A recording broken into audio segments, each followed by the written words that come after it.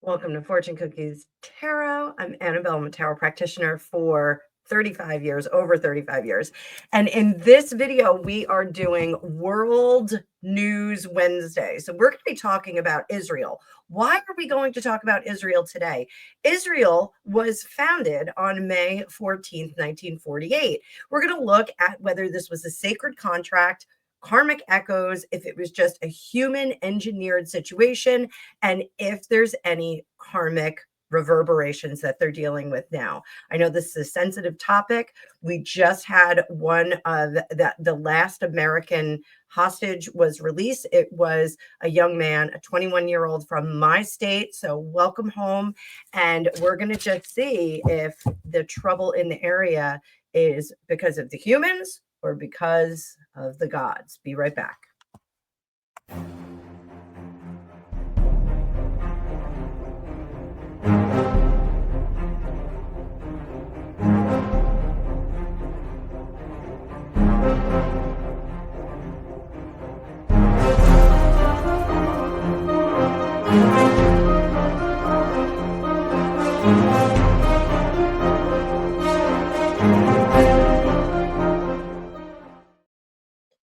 Welcome, Tarot Maniac. So again, I want to stress that this is a sensitive topic.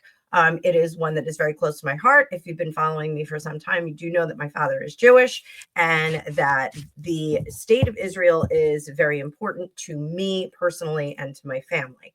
So we're going to look at the karmic implications. Now, one of the things that I do want to just scratch the surface on, and I've talked about this before, is that the tarot does reflect the Kabbalistic tree of life. So there are some connections with Judaism, with Jewish mysticism specifically. And I do teach that, but I teach it very gently. It's getting your PhD in tarot times 3. So it can get really complicated, but there are some connections here. And I think that this is an appropriate topic. So let's start, because I do want to see if this is a karmic or spiritual contract that was set in motion with the founding of Israel. So we all know this happened after World War II. We needed to find a home for the people that were persecuted during World War II by that government that I can't say the name on YouTube. So let's pull up the card view, hit the like button. And I want to let you know, I'm going to drop this as a premiere. We're going to go right into a members only live after it. And then about an hour later, I'm going to open it up for the general public. It'll be the same link, just follow the yellow brick road. Okay. So I will bring up that card view now. I hope you guys are having a great week. I hope Wednesday is being good to you. It is raining here and I am headed out to physical therapy very, very shortly. So what spiritual or karmic contract was set in motion with the founding of Israel? And I'm going to let you guys know this reading is letting me know that I do need a Tree of Life deck. So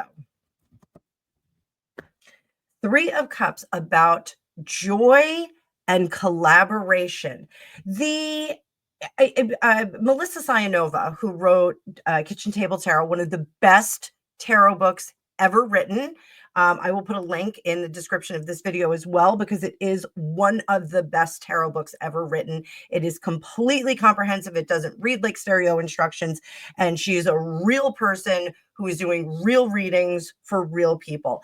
I call this card the tribe card because of her. These are your ride or die friends. This is your close family. This is getting together and having that moment of joy, the people that you can be your truest self with. The tribe, we all know that we do call the Jewish people the tribe. So if you don't, welcome to the party. But here, this is about getting the tribe to work to hold their ground. I'm sorry. I apologize if you're upset about me saying that, but this is about getting the tribe to hold their ground, not to be the tribe of peace. So I'm sorry if you have a problem with that.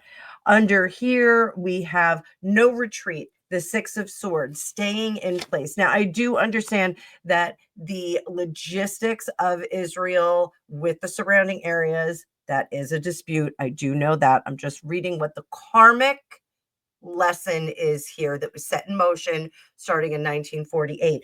This is about coming into their own. They are self-described, the chosen people. Again, don't come for me in the comments. But this is about the karmic issues of moving forward and being in that space. People talk often about the disillusion of Israel, creating all kinds of different situations with Gaza. This, we are headed toward an inevitable change.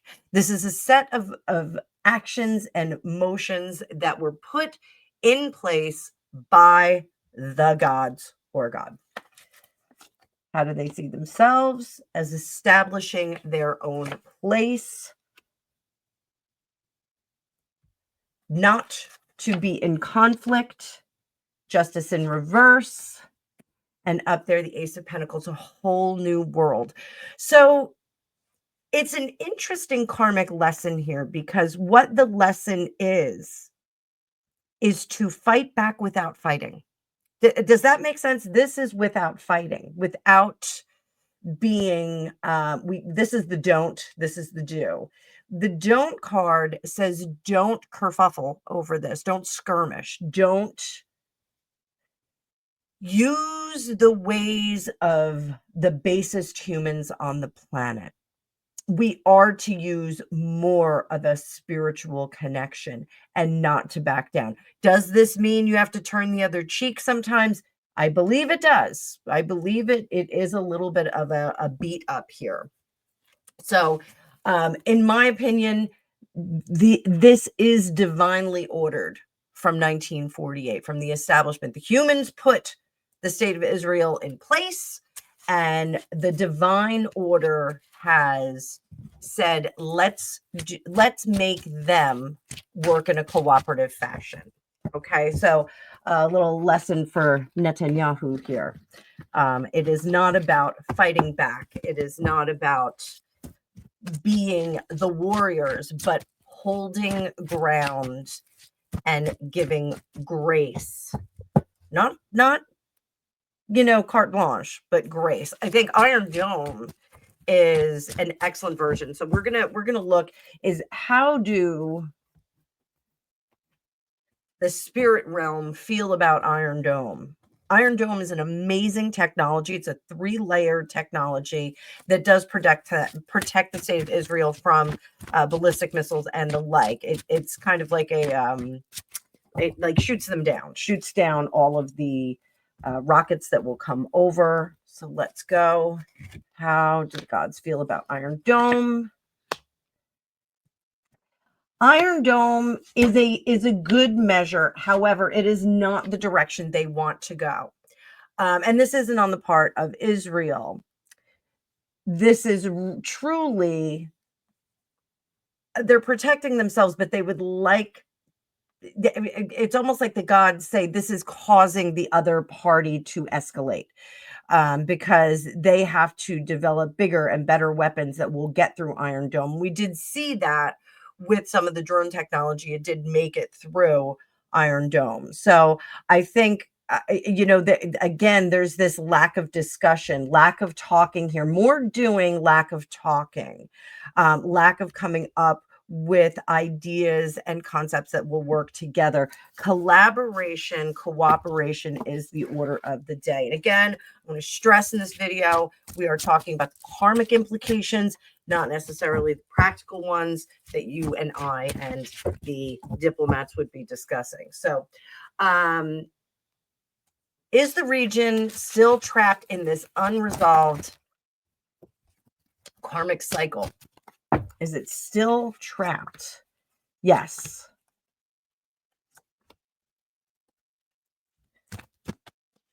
Walking away from this, the getting out of this karmic cycle really will take an act of spiritual revelation. So what do I mean by that? We need to have, say, like a miracle.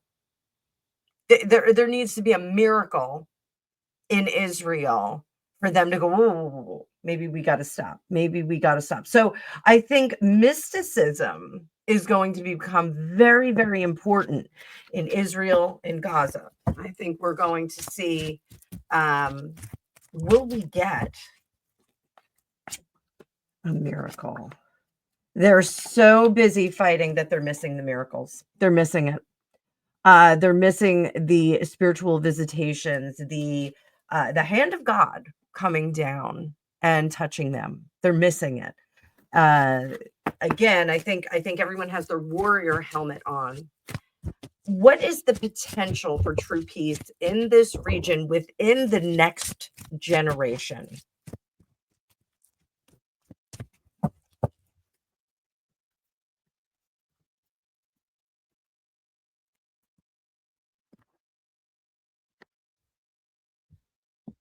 That's a good sign.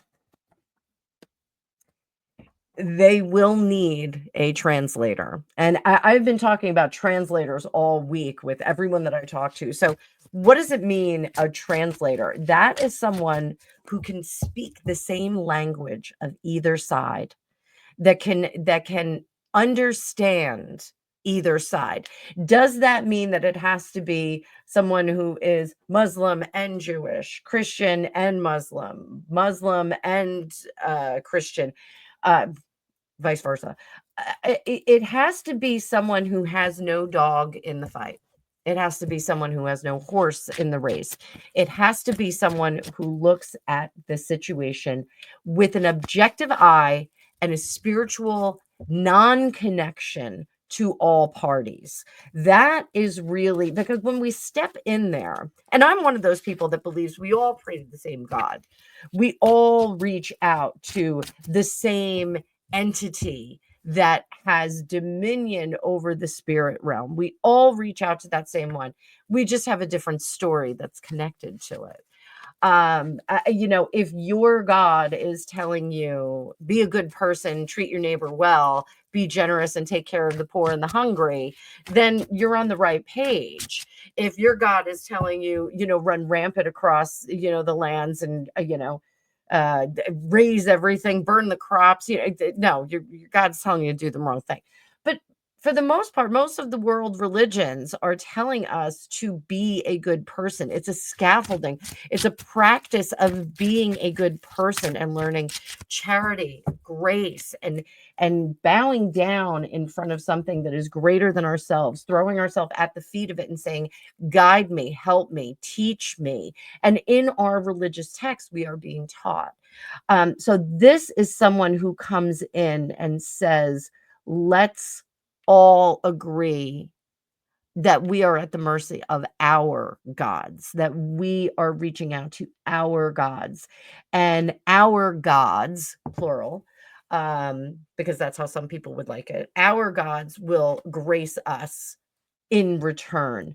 We need to function within their dictates. So there we go. There we go. So I do think we need a hero. I do think that there is a possibility within this generation that we can get things cooled down there. So, what energy or external influence, this hero, let's talk about this hero. Where does this here? And again, I think this hero comes from one of the Nordic states, not yet active. So I think this is an up and coming individual. They're not yet in office, but I do think it's someone who comes from Iceland, Sweden, somewhere up there. It is someone who comes from that area. For some reason, those countries have these individuals that are very, very well balanced and can look at all sides of the equation. A lot of spatial recognition in terms of the spiritual conflicts like this. I don't know why that is. When will we see this individual? There will be, I think we're going to see some terrible things, and then that individual shows up. There will be a connection to, I think Israel will reach out first and say, hey, we need another party in here. So much like we're seeing Turkey step in with the Russian and Ukrainian situation. Turkey has now stepped in and is going to give them a hand. This, I think we need somebody from one of those cold countries all the way up. So I think we see that coming. What else? What else? What can we expect right now? Right now, we're getting all of these hostages out. Are we going to see further progress with that? No, there's going to be a slowdown on, yeah. Yeah, there's going to be a slowdown. Walking away from releasing the remaining hostages, we're just going to have to be patient with that. I know President Trump was adamant about getting those hostages out that were Americans. Mission accomplished. Hopefully, they will release the remaining hostages. And unfortunately, I have to say the remaining remains, because there may be just remains for some individuals. We did see that in a few circumstances. So I do think that there's a hero coming for the region. I do think that they will make efforts to resolve this in our generation. So it's been a long time coming. This area has been in conflict since I've been alive. I don't recall a time when it was not in conflict. There were certain apparatus and technologies that made things a little bit calmer, but and respite. There were periods of respite. My own niece was there. She went over and was bat mitzvahed again just in the last couple of years. So very, very hopeful that they will return to something more standard for life. So let me know what you think. And like I said, I'm going to premiere this. And then right after, we're going to go into a members only live. And then after an hour, I will open it up for general audience. We'll be on for 2 hours. So I hope to see all of you then. So I'll see you in the chats. Bye now.